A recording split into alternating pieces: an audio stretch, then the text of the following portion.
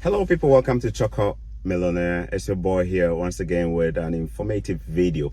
So in the last few days especially, I have had quite some people reaching out to say that, hey Choco, you need to educate people about this question, or they are asking this particular question. At least I've had one person, two, who actually came really close, like physically close to my region and stuff, tell me that this question was also asked. So I'm going to run you through this question, hoping that it could help somebody out there. So what is this question? So Canada here, different seasons. We have winter, we have spring, we have fall, and then we have, of course, winter, summer, right? So four seasons. Most people tend to travel in summer for visit. Now, it is not to say people don't visit during the other seasons. That's what people do. The majority of travel visits or tourist trips, tourism related trips are done in summer when the weather is really nice. All right, so you're talking about from late May there, June, July, August, thereabout, all the way to maybe September. Right now we're in November, the weather is getting colder. So what is happening is that some officers, not all of them, some border control officers, not all of them, tend to ask this question of people who are coming for tourist related trips or visit. Remember, there are different reasons for visiting. Somebody could be coming for an event, somebody could be coming for a family or relative visit, some may be coming for different reasons, but this key one could get people who are coming on a tourist visit or coming to tour.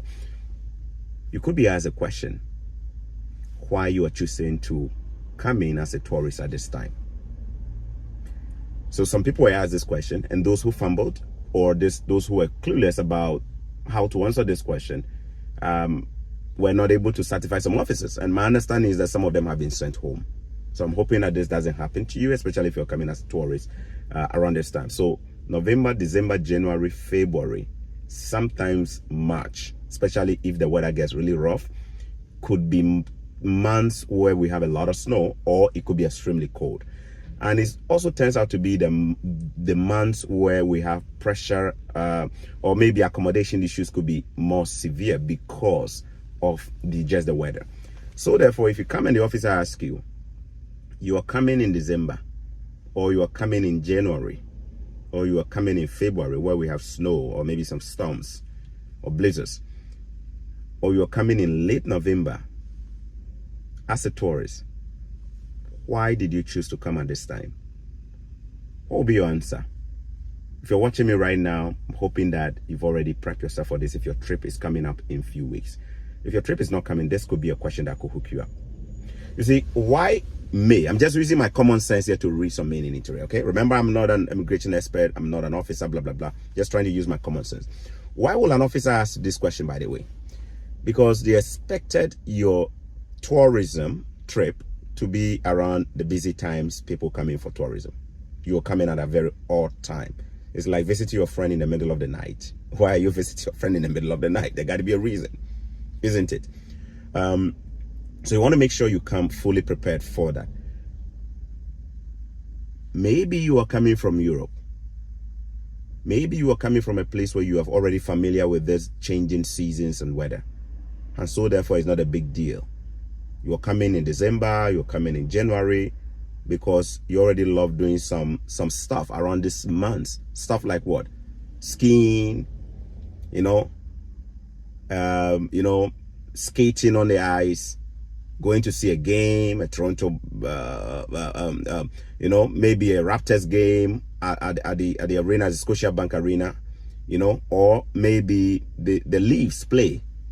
The Canadian hockey team play, or maybe you love doing stuff around this time. You have some itinerary, beautiful itinerary, or maybe you plan on visiting interesting places where there is a lot. Remember, even though there is still winter and winter is cold and people don't do a lot of outdoor stuff, the truth is that there are still a lot of indoor events, stuff that happen.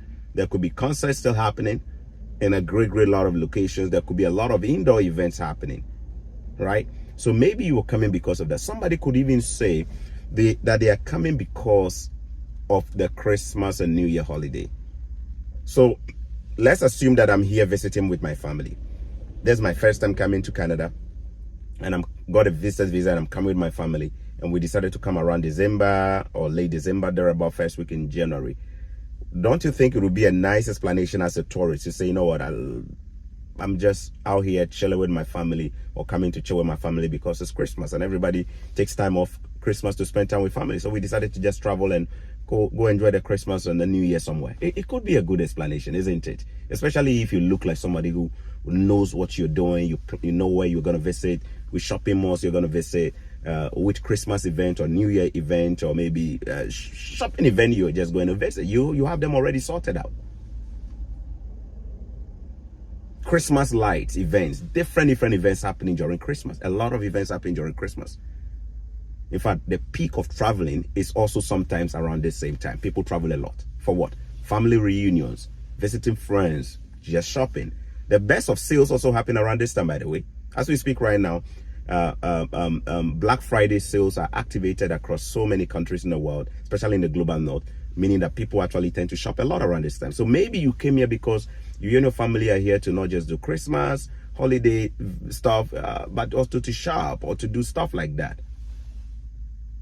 So maybe you came prepared. Or maybe you're coming in February, the month of love, and you're coming with your partner and your children. Why are you coming? Well, if you're not attending a conference, if you're not coming to visit your friends or your relative, maybe you're coming because it's a season of love and you decided to take your family out to go and enjoy and renew your vow to your wife or something like that. You know what I mean? You feel me? Right? February 14, it'll be Vast Day. So if they come for the month of love, it'll be all red everywhere. It'll be so. It'll be more love. We're here to just spend, you know. And then as you answer that question, you look at your wife. Me and my wife, we just like to take time and go somewhere and go chill and renew our love to each other, you know. And then the border control officer go look at you and say, "Oh, that's so nice. Don't you love him?" And then you say, and then the wife go hold your hand and say, "Oh my God, I love him more." Basically, there are different possible explanations. There are different reasons people could give for traveling during times that people think they should not be traveling. So long as you have a good explanation, remember, your reason for coming is very important.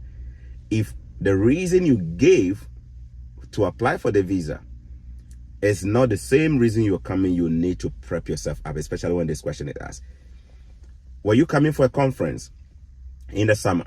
In June, in July, maybe your visa got issued late. So you decided to come in November, in December, in January. There's no conference happening, true or false, because the truth is that your conference is passed. Have you prepped yourself for this? So that even though you were originally supposed to come for a conference, the visa still allows you to still visit Canada. So if you're not attending the conference, maybe you have a very good reason why you're coming in. Well, what is your reason though? Have you thought through it? So I'm hoping you've gotten some ideas here to prepare for this. Not only did I tell you the questions that is leaving some people hooked now because they are not prepared for it. They were just hoping that the officer would just clear them and tell you, welcome to Canada. But the officer is curious to know why you're coming at this time. I also gave you some possible reasons people could cite. Remember, I'm not saying you should go and use these reasons. I am just using the seasons to tell you why people travel. So that depending on what your situation is, you can tell whether your reason is consistent with the time or not. I hope that this video can help somebody out there. A lady was coming and she was asked this question. This is actually somebody who actually told me this herself. He said, Choco, hi, you know, these people, they can be very tricky. You know, the officer asked me why I am coming to visit Canada at this time when it's cold and stuff. So I asked him, so what did he say? He said, well, I told the officer that, well, this is the time I got my leave, meaning I got my leave from work, my holidays from work, my time off from work. And this is the only time I had to take. So I decided to just go somewhere and just, you know, relax and unwind myself and then return to my job. Very solid. And the truth is that she has a very good job. So she's not somebody you can just blow around with questions and she doesn't know. She was very confident. She prepared herself. And by the way, for those who are even people with previous travel history, it's even much easier because maybe for you, it's not your first time of traveling. It's not your first time. You've been to different countries before. You've been to UK, you've been to Dubai, you've even been to the United States. So therefore, if you're coming around a time like this, it is not a super difficult task for you to handle. Worst case scenario, you could let the officer know that this is not my first time of traveling. You know what I mean? In fact, I think No More Was did that when he came here. No More Was. No More Was actually showed a lot of clout at the airport. When I say a lot of clout, he was super confident. Because when you look at the guy's passport, he's got passport like how many? The passport, you see in passport, plenty. Visa saw way there inside. So one, he's not traveling for the first time. He's been to a hell lot of countries. So when you ask him why he's coming now, he just tell you hear what he says. He say, oh, I'm coming to just do XYZ. If the country suits me, I will stay longer. If it doesn't suit me, I will leave. He's telling you that, man, this is not my first time traveling. Don't ask a question as if I'm a novice to traveling. Indirectly, that's it. There are some of you who have traveled over and over again to different countries, so these questions will not even mess you up. Because worst case scenario, your strength is that, well, like I do all the time when I travel to other places, I just like to go take time off and enjoy or do XYZ and stuff like that. And yeah, happily going back to my country and my job. Well, if they bring up a follow-up question, you know what to say. This is not my first time actually traveling. I've been to different places and I've never violated the terms of my visa.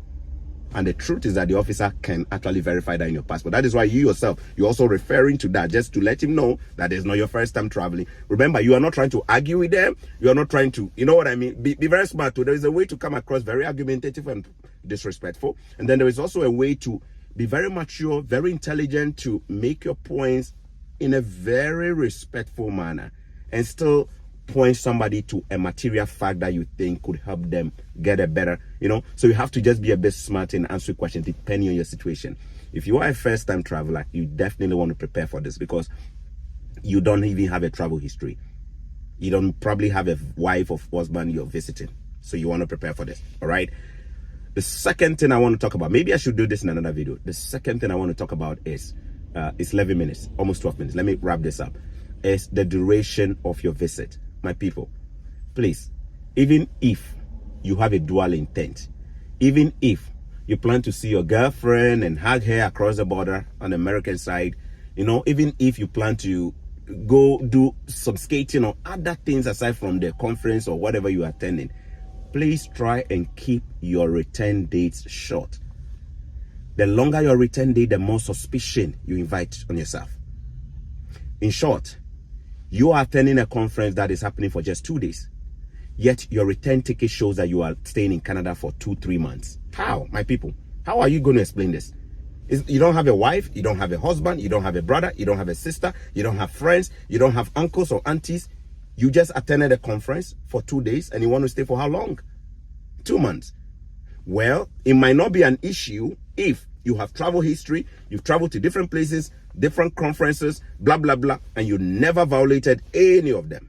It's not an issue. But for a first timer, the longer your return date, the more suspicion you invite. Remember, I'm using my words carefully. For a first time traveler, not Johnny Walker who has been to a conference in Germany, not a Johnny Walker who has been to a conference in US and returned. So therefore, for such people, even if they are staying for 2 months, it's not suspicious because they have a history of doing this.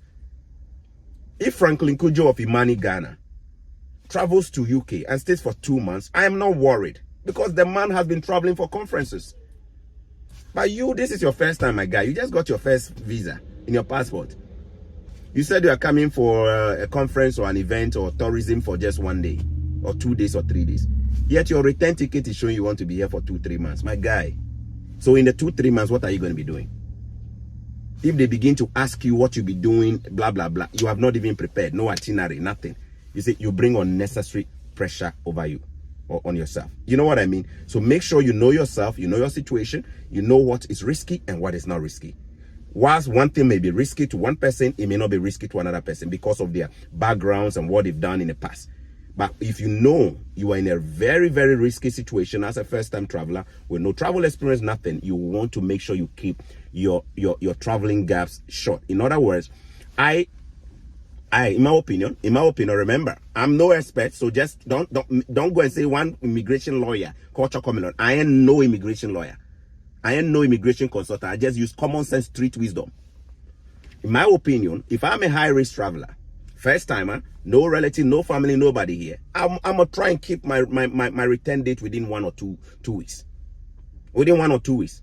At least within 10 days. Maybe within 7 days, 10 days, 14 days max. Anything beyond that, depending on the border control official you may meet, it might turn into a little bit back and forth. Some officers may ignore it and still let you in, but not every officer may let you go without questioning. This very same day, No More Wars came. Do you remember what he said at the airport? He said he sat in a plane with a Ghanaian. Both of them were coming to visit Canada. The Ghanaian was behind him in line during the border control check. He was cleared. The Ghanaian was not. He was returned home. Why? Return date, 2 months. Dude is coming to chop 2 months. He's coming for tourism for 2 months. What the heck are you going to be doing for 2 months? Where are you going to be visiting for 2 good months? Cross country? You will go Manitoba. You go Manitoba, then you go Saskatchewan. Then you go Saskatchewan, you go see some moose. Then you say hello to the moose. Then you can't watch Niagara Falls. Then you say hello, Buffalo, here I am. Niagara Falls, here I am. It be so way the plans you go do. You don't even have a plan. So right now, when the officer asks you, tell me about your plan in the 2 months, what the heck are you going to be doing? You are fumbling. I'm fumbling. You are fumbling. You are fumbling. Are you black sheriff? I'm fumbling. I'm fumbling. The black sheriff says, are you? I'm not a comedian. No? I'm just passing the same information by being telling you to be serious. He was cleared, but you were not cleared. He has travel history. Several countries he's traveled to, never violated. You, is your first time. You're coming for 2-3 day event, yet your return ticket say 2 months, 3 months. Say one can day Canada for 2-3 months. Remember, as a visitor, you are legally allowed to stay in the country for up to 6 months. And the truth is that in practice, when you are a high-risk traveler, you don't really have to say you want to stay for 6 months. I repeat, high-risk travelers are people who may pose more, how do I say it? They are people who may want to take advantage of an immigration system. Those are the people we call high-risk travelers. So therefore, border control officials look out for more of those people. You know what I mean? So you be high-risk traveler, where you know, say, Charlie, you get multiple plans for your head. Your plans every day go all the way to Z. You know, Z, A to Z. You see what I mean? You book your return date. You know, be short you go do them. And you probably want to work with airlines that also have open tickets. What is an open ticket? A ticket that allows you to change your date when, you know, they can allow you to do multiple changes. You know what I mean? Right? Somebody can come and say, oh, I have an open ticket. I can go and change the date of return anytime. Those tickets are probably more flexible for you to work with. You can choose to go back, even though you came in with a 2 weeks return date in mind. After you arrive, you can just go back to your airline and tell them to extend it for you or change the date or something like that, especially if you have an open ticket. You know what I mean? I beg. 3 months for Kweku broke man who doesn't have a good job, who is really struggling in life, has gotten his first visa ever, coming to Canada, and his visa is to attend a conference, and the conference has even passed, and he's coming in December or January. Such a person definitely will likely be flagged if their return date is too long. The longer your return date, the more it gives an indication that this person has other intentions of coming to this country. An intention could be they want to work. They may even trap you with a question, do you plan to work? And what if you don't even answer that question well? Well, as a visitor, you are not allowed to work. So the moment you say you plan to also look for job, buddy, you on the next plane, man. You're on the next plane. You can't, even if it's in your head, they don't. In fact, the officer himself will be shocked. In fact, one officer said to one Ghanaian guy, he said, you know what, all your answers you gave, this very one is the one that actually caused the problem. Say, everything was okay, but this one, I asked you if you plan on working, and you say yes. But you know, as a visitor, you are not allowed to work. Unfortunately, because of this, I cannot let you in the country. They expected you to know. They expected you to have watched my video on questions to expect at the airport. Potential questions to expect. You didn't watch that video, but it's on my YouTube channel. So now, when they ask you the question, your agent has drummed into your head, LMI, Canada has job, 1 million job. So they come, oh, your brain, or everything, say the job, Job, the book of Job. Oh, buddy, so apart from visiting, do you have any other things? So, do you plan to work? Oh, yes, I plan to work. Hey, my guy, Mpacho, me ma tamfu nya why? Mr. Opa, all the best. My name is Choco Millionaire. I'll see you another time. Take care. Peace. Bye.